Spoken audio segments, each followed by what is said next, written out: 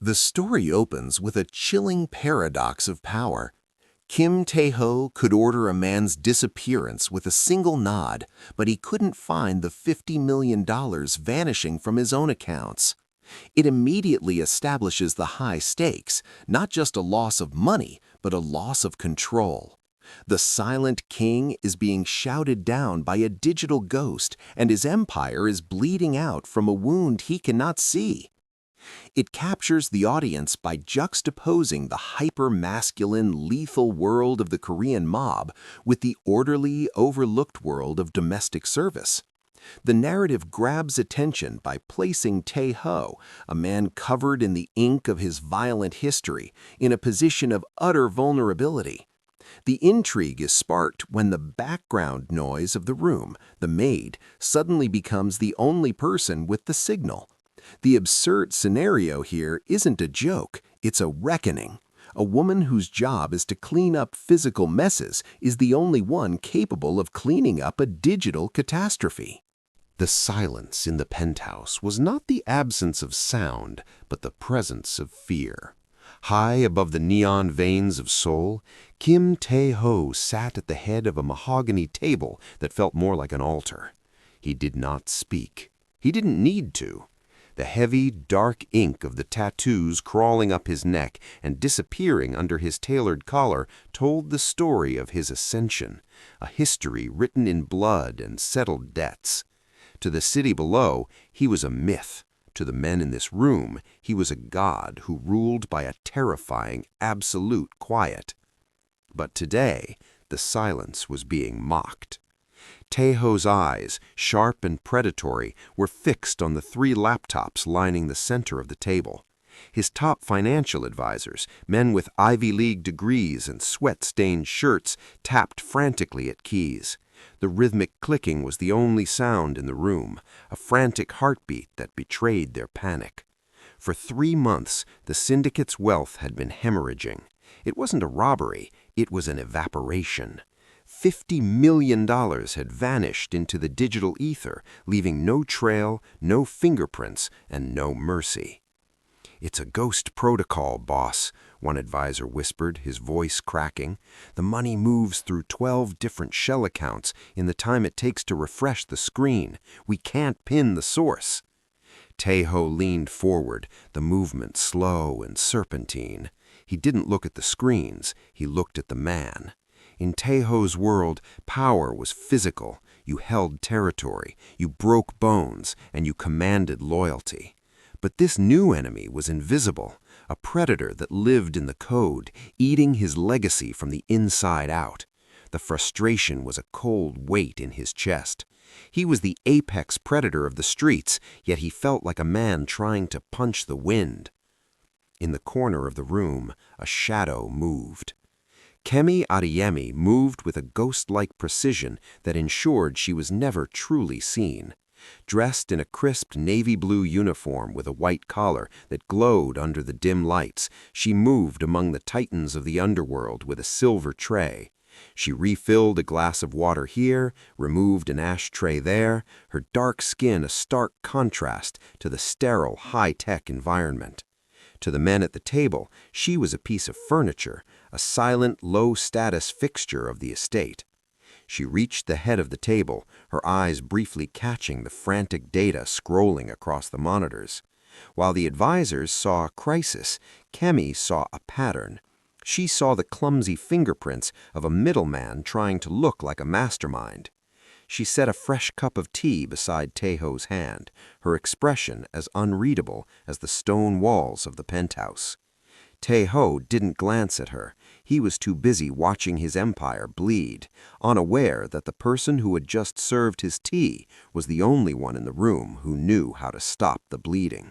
Kemi Adeyemi existed in the margins of the penthouse, a ghost bound by the scent of lemon polish and the soft friction of microfiber against glass. To Kim Tae-ho, she was a shadow that maintained the stillness of his sanctuary. To her, he was a variable in a much larger, more dangerous equation. Her day began at 4 in the morning, long before the sun hit the Seoul skyline, in a world where her utility was measured by her invisibility. She moved through the private study with the practiced grace of a technician. As she dusted the heavy oak desks and polished the monitors that stood like silent sentinels, her mind performed a different kind of labor. While her hands worked the cloth in rhythmic circles, her eyes captured the fragmented reality of the syndicate's operations. She didn't just see stacks of paper. She saw the routing numbers on the top of an overlooked invoice. She didn't just see a laptop left open. She memorized the reflection of a finger pattern on a dusty screen, translating the oily smudges into a 6-digit access code. Kemi was a collector of discarded truths. She found them in the wastebaskets, shredded documents that she mentally reassembled, and in the way the air shifted when Tae-ho's lieutenants spoke in hushed tones near the vents. Her background in data forensics, the life she had been forced to bury to escape a corporate hit squad in London, was a blade she kept sharpened in the dark. In the quiet of the hallway, she was not a maid. She was a predator of information, filtering the noise of the criminal underworld through a genius-level intellect. Every evening, in the cramped confines of her staff quarters, she would open a hidden partition in her floorboards. There, the tablet lived, a sleek, stolen piece of hardware that served as her true journal. She would input the day's findings, a decimal point moved in a ledger, a recurring transfer to a bank in Cyprus, a password changed in a fit of paranoia by a man who didn't realize the maid was watching his reflection in the window. She knew the rat before Tae-ho even knew he was being bitten. She saw the architecture of the betrayal in the way the numbers didn't quite square with the physical inventory she saw being moved. She was the only person in the city who understood that the silent king was sitting on a throne of glass and it was beginning to crack. Kemi remained silent, not out of loyalty, but out of survival, until the weight of the truth became more dangerous than the risk of speaking it. The tension in the boardroom was a physical weight, thick with the smell of expensive tobacco and the metallic tang of adrenaline. Kim Tae-ho sat motionless, his tattooed hands laced together on the mahogany surface, a dark contrast to the frantic energy of the 5 men surrounding him. His inner circle was unraveling, fingers were being pointed, and voices that usually whispered in reverence were beginning to sharpen with the desperation of men who knew that if a thief wasn't found, a scapegoat would be chosen. "The encryption is military grade," his lead enforcer hissed, slamming a fist onto the table. "Whoever is siphoning the accounts is doing it from inside the firewall. It's impossible to track." Tae-ho's gaze was a cold flame, flicking toward the man. The silence he maintained was a countdown, a warning that his patience had reached its absolute limit. In the corner of the room, Kemi moved with her usual rhythmic anonymity, carrying a silver tray with a fresh carafe of tea. But as she approached the head of the table, the rhythm broke. Instead of pouring the tea, Kemi set the tray down with a deliberate, sharp click that cut through the shouting. The men didn't look up, waiting for the help to vanish back into the shadows. But Kemi didn't move. She stood squared, her shoulders back, her navy blue uniform crisp and ironed. With a steady hand, she reached into the hidden pocket of her apron and pulled out a slim, glowing tablet. She slid the device across the polished wood, stopping it directly in front of Kim Tae-ho. The room went deathly still. The enforcer reached for his holster, his eyes wide at the audacity of the maid. Kim Tae-ho didn't move his head, only his eyes, dropping them to the screen. "You're looking for a ghost in the software, sir," Kemi said. Her voice was calm, low, and possessed a sudden, terrifying authority that filled the vacuum of the room. "But the thief isn't using a script. They're using the payroll offsets from the Busan shipping docks. You aren't losing money to a hack, you're losing it to a rounding error in the manual ledger." Kim Tae-ho leaned forward, his eyes narrowing as he scanned the data.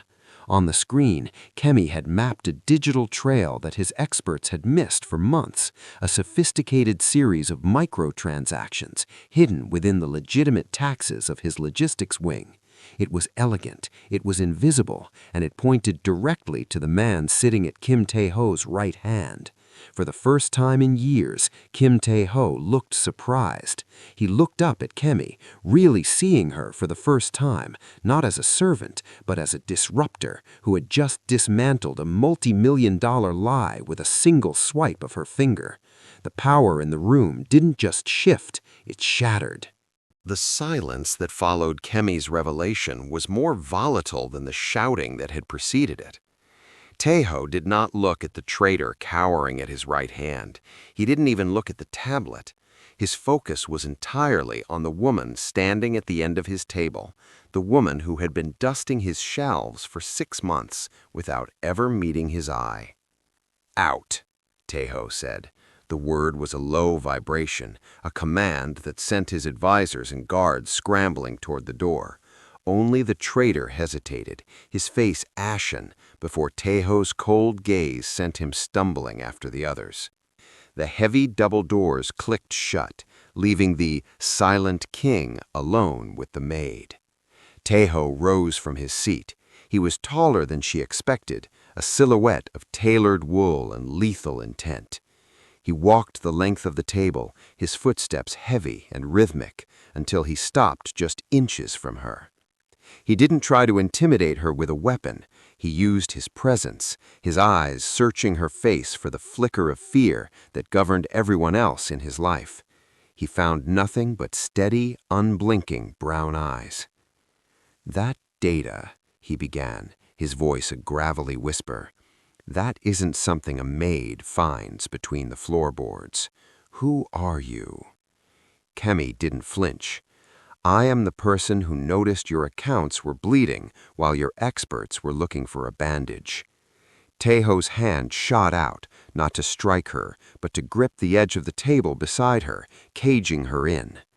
"I don't play riddles. You've been in my house, in my private study. You know my movements. You know my secrets. Give me a reason not to bury you in the foundation of my next skyscraper." "My name is Kemi Adeyemi," she said, her voice dropping into a professional cadence that sounded entirely out of place in a servant's uniform. 3 years ago, I was the Senior Vice President of Risk Architecture at Sterling Vane in London. I didn't leave because I was tired of the weather. I left because I discovered the board of directors was laundering money for a cartel that didn't appreciate my resume. I didn't come to Seoul to be a maid, Mr. Kim. I came here to disappear." She saw the moment the gears shifted in his mind, the shock in his eyes replaced by a dangerous, calculating curiosity. He looked at her hands, not at the silver tray she held, but at the steady, capable fingers that mapped his ruin. He realized he wasn't looking at a servant who gotten lucky. He was looking at an exiled queen of a different kind of underworld. "You're a ghost," Tae-ho murmured, the tension in his shoulders easing into something more predatory. "I was," Kemi replied, reclaiming the tablet. "But ghosts can't fix your books. I can." The heavy doors of the boardroom groaned open once more, but the men who re-entered did not bring peace. They brought the scent of sweat and the frantic, jagged energy of those whose failure had been exposed by a woman they considered furniture.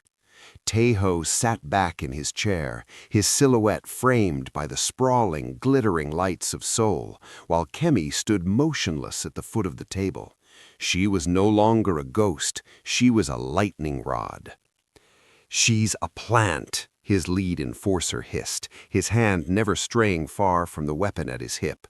"A corporate spy from London? It's too convenient, boss. She knows the layout of the house, your schedules, our private encryptions. She didn't find the leak, she created it so she could save us. We need to dispose of her now, before she communicates with whatever handler put her here."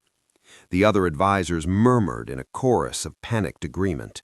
In their world, a woman like Kemi was either a victim or a threat. There was no middle ground for brilliance. They saw the danger of her mind and reacted with the only tool they understood: erasure. Tae-ho didn't look at them. He watched Kemi. He watched the way she didn't flinch as the men debated her death, the way her breathing remained rhythmic and shallow, her squared shoulders refusing to bow. He saw the same cold, analytical fire in her eyes that he saw in the mirror. He realized then that she wasn't afraid of his men because she had already survived monsters they couldn't imagine. "Silence," Tae-ho commanded. The word wasn't loud, but it carried the weight of a falling guillotine. The room went unnervingly quiet. He leaned forward, the light catching the intricate ink on his throat. "You all had 3 months. You had the best hardware money could buy and the most expensive degrees in the country, and yet the Maid found the rot while you were busy admiring the walls." He turned his gaze back to Kemi. The air between them hummed with a new, dangerous frequency. "You say you can fix my books. You say you can map the entire network of the men who are robbing me." "I don't say it, Mr. Kim," Kemi replied, her voice a calm blade. "I am telling you it is already done. I just need your authorization to pull the thread." Tae-ho stood up, his height casting a long shadow over the table. "You have 24 hours. My men will watch your every keystroke. If you are right, you will have a seat at this table. If you are wrong, or if you attempt to leave this building, you will not live to see the sunrise." 24 hours is more than I need," Kemi said. She didn't thank him. She simply picked up her tablet, turned her back on the armed men who wanted her dead, and walked toward the server room with the measured stride of a woman who had finally stopped running. The server room was a cathedral of humming glass and blinking blue light, a cold sanctuary where the air tasted of ozone and recycled oxygen. Kemi sat at the central terminal, the navy blue fabric of her maid's uniform a jarring sight against the cutting-edge hardware. Behind her, 2 of Tae-ho's enforcers stood like statues, their shadows elongated by the server racks. They didn't understand the lines of code scrolling across her monitors, but they understood the weight of the handguns holstered at their sides. Kemi didn't look at them. Her world had narrowed to the architecture of the betrayal. She wasn't just looking for the stolen money anymore. She was building a cage. Her fingers danced across the mechanical keyboard with a speed that felt more like music than data entry. To the untrained eye, she was simply reviewing the payroll logs she had flagged in the boardroom. In reality, she was deploying a honeypot, a ghost account seeded with a fresh, irresistible lure of $10 million, disguised as an unencrypted slush fund from a dummy construction project in Incheon. She knew the trader's psychology. A man who steals in small increments is a man governed by greed and the delusion of safety. He wouldn't be able to resist a windfall this large, especially one that appeared to be a clerical error. "What are you doing?" one of the guards growled, leaning in. He squinted at the screen, suspicious of the complex algorithms blooming across the display. "I'm opening the door," Kemi said without looking up. "The thief is cautious. I'm making him feel brave." She didn't just set the bait, she laced it with a digital die. The moment the funds were touched, a silent ping would trigger a traceback protocol she had written in the dead of night months ago. It would bypass the shell accounts and hook directly into the physical hardware of the recipient. It would turn their own phone, their own laptop, into a beacon that would scream their location directly to Tae-ho's private screen. On a secondary monitor, a map of Seoul flickered to life. A single pulsing red dot appeared near the docks, a dormant connection waiting for a spark. Kemi watched the clock. The 24-hour deadline was a noose, but she was the one holding the rope. Suddenly, a notification flashed. Unauthorized access detected. Kemi's expression didn't change, but her eyes sharpened. The bait had been taken. The digital die was spreading through the trader's network like a virus, stripping away layers of anonymity in real time. She reached out and hit a final key, the sound echoing in the sterile room like a gunshot. "The trap is sprung," she murmured. She turned the monitor so the guards could see. The red dot was no longer stationary. It was moving toward the penthouse.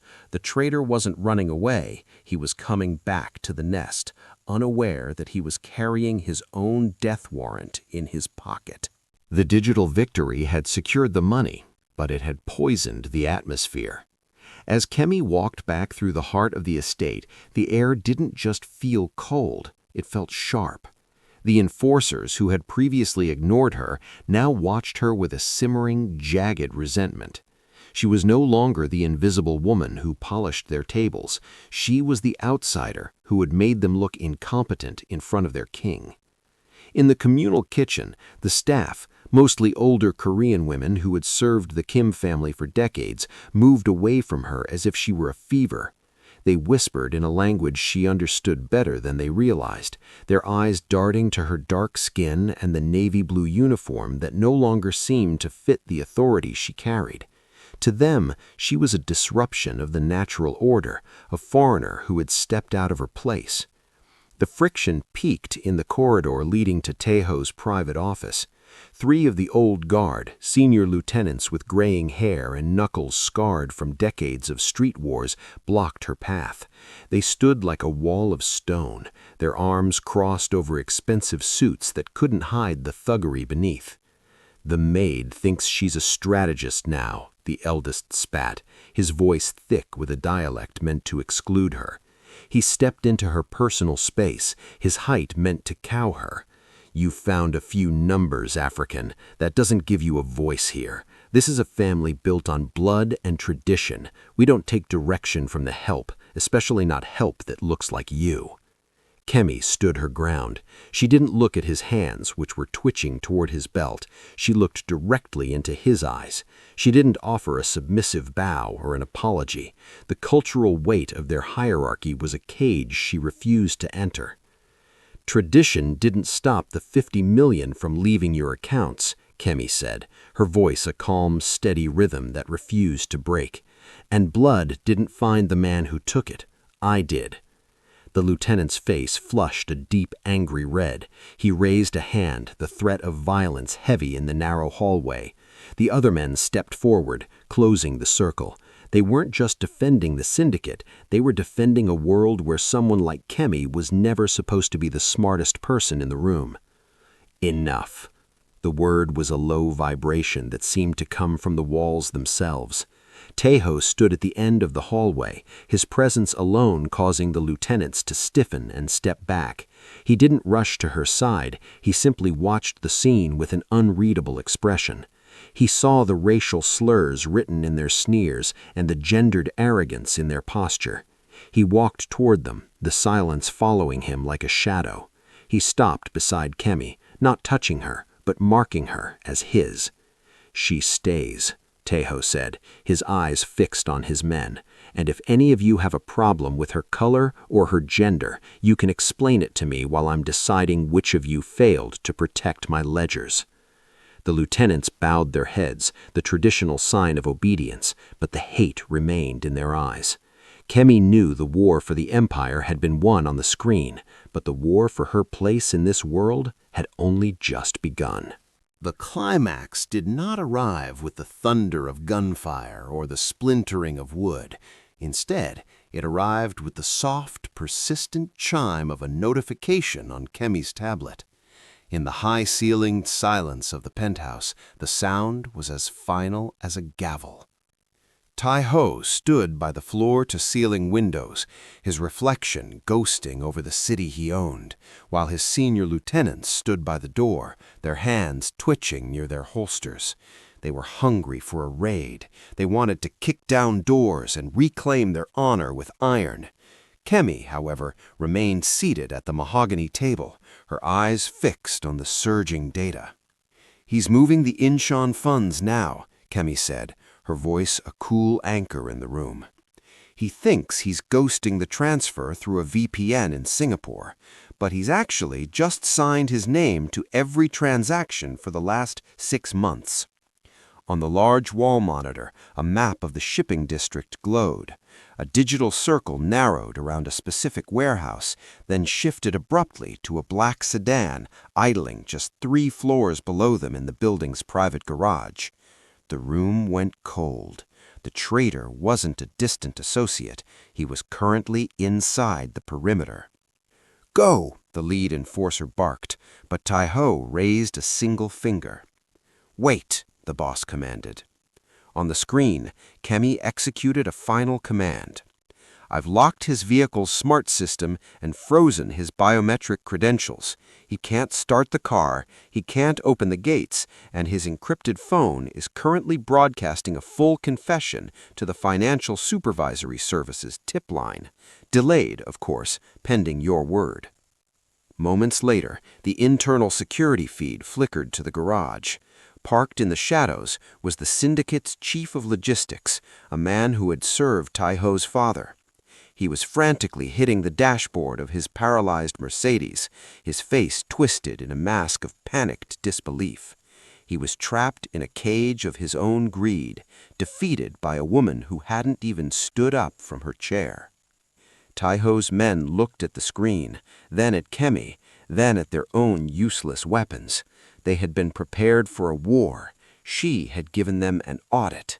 The sheer efficiency of it was more terrifying than any execution. There was no blood to clean up, no police sirens wailing, and no mess to hide. The money was back, the traitor was neutralized, and the organization remained invisible. Tae-ho turned away from the window. He walked to the table and looked down at the tablet, then at Kemi.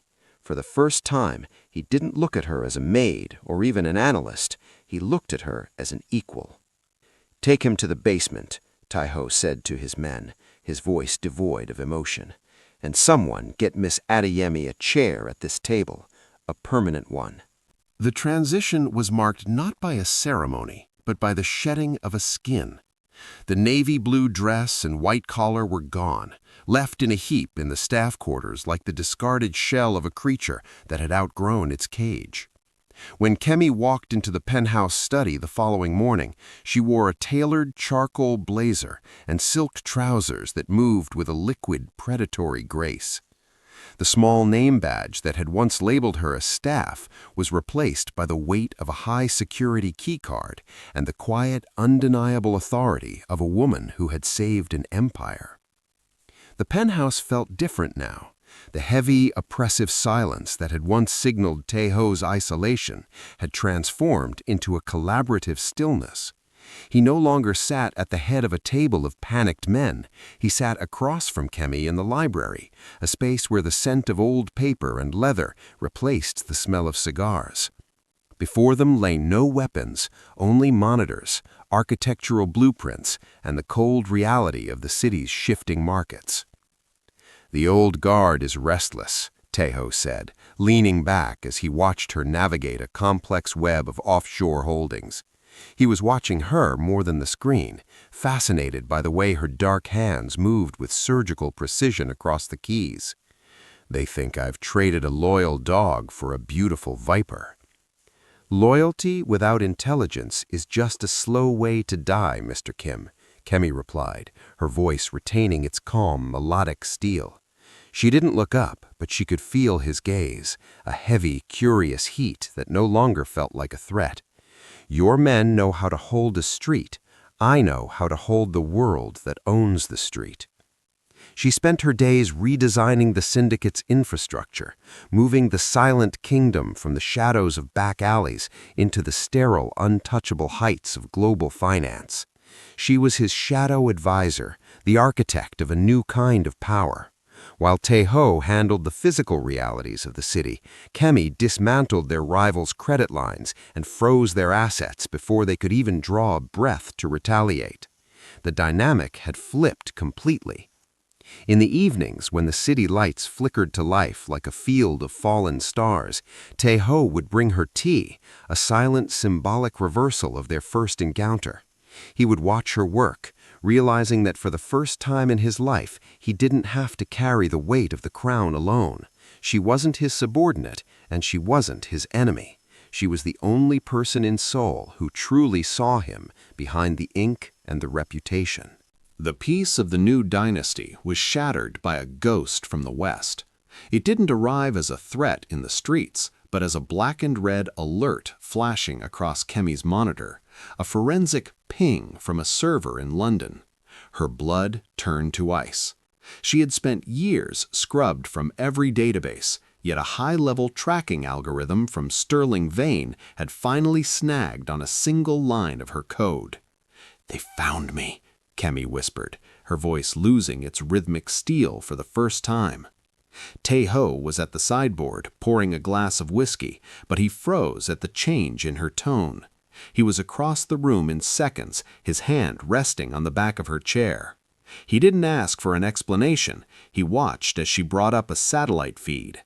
3 unmarked SUVs were moving with military precision through the Gangnam traffic, heading straight for the penthouse. These weren't mobsters, they were cleaners, private tactical contractors hired by the board of directors who wanted Kemi silenced permanently. "I have to leave," Kemi said, her hands trembling as she began a scorched earth protocol to wipe her local drives. "If they find me here, they'll burn this building down just to make sure the data dies with me. I won't bring this to your doorstep, Tae-ho." She started to rise, but a heavy, tattooed hand landed on her shoulder, pinning her gently but firmly to the seat. Tae-ho leaned down, his face inches from hers.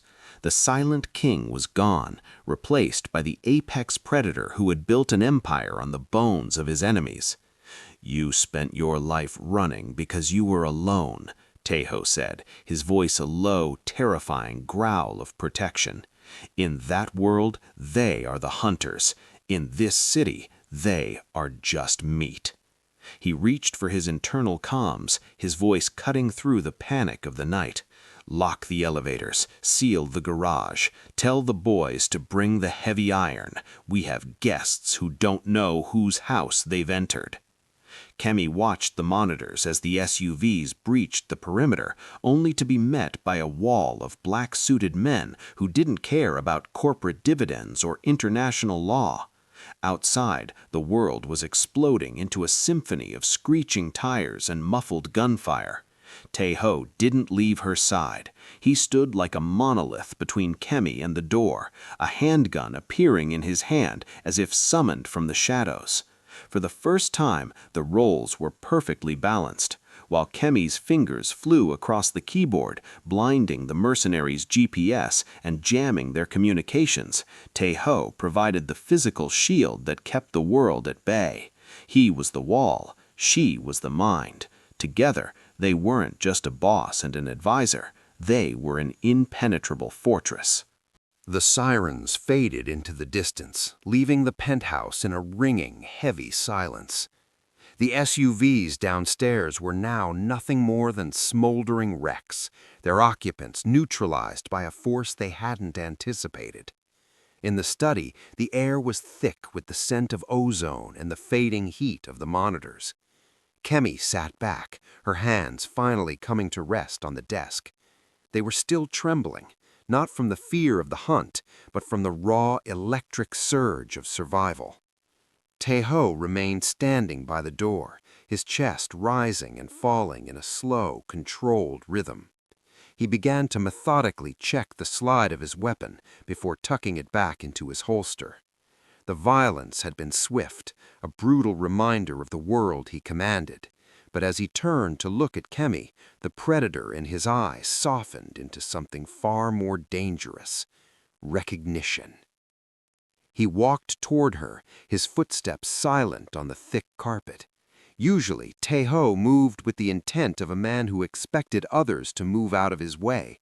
But as he approached the desk, he stopped, maintaining a respectful distance that felt like a bridge. He looked at the screens, where the remnants of Kemi's digital counteroffensive were still scrolling, a complex, brilliant web of defense that had saved his men just as surely as his men had saved her life.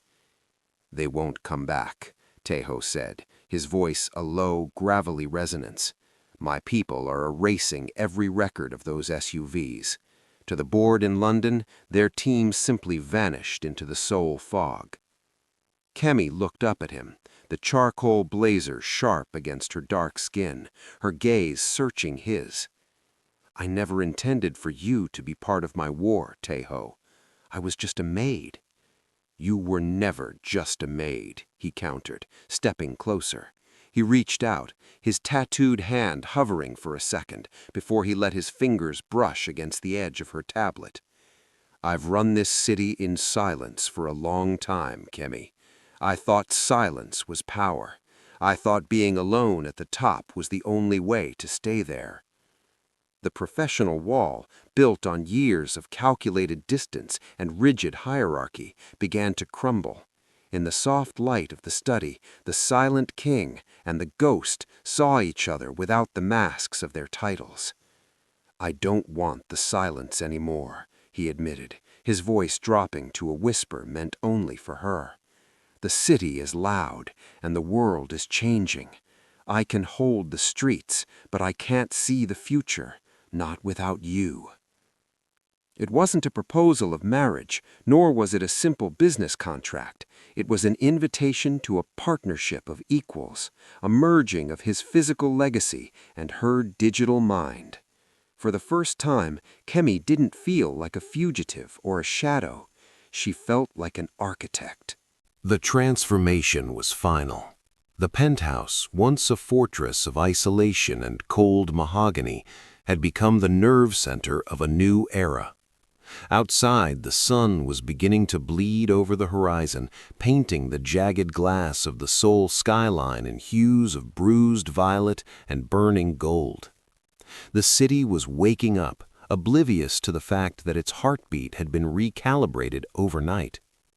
Tae-ho stepped out onto the wide, glass-rimmed balcony, the cool morning air catching the edges of his dark suit.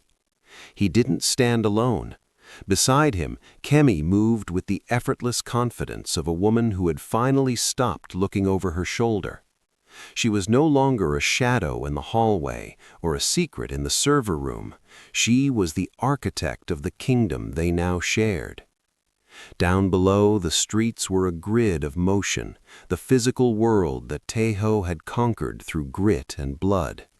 But as he looked out at the sprawling metropolis, he saw more than just territory. He saw the invisible networks Kemi had mapped, the digital arteries of trade, data, and influence that truly governed the modern age. His strength provided the iron foundation, but her mind provided the vision. Together, they were a perfect machine, the fist and the brain, the history and the future. "They'll try to challenge us," Tae-ho said, his voice a steady, low vibration. He wasn't speaking of the corporate ghosts from London or the disgruntled lieutenants in his basement. He was speaking of the world. "They'll think the foundation is weak because the structure has changed." Kemi turned her head, her profile sharp against the rising sun. A faint, knowing smile touched her lips, an expression of quiet power that made the tattoos on Tae-ho's neck feel like a relic of a simpler time. "Let them try," she replied. "They're playing a game where the rules were rewritten an hour ago. By the time they realize they've lost, we'll already own the board." Tae-ho reached out, his hand covering hers on the cold railing. It wasn't a gesture of possession, but one of solidarity. The man who ran the city in silence had finally found a voice that matched his own. They stood in the quiet of the morning, two disruptors who had turned a chance encounter into a dynasty. The city sat at their feet, a vast glowing engine waiting for their command, governed by a force the underworld had never seen before, a king who finally knew how to listen, and a queen who was no longer afraid to be heard.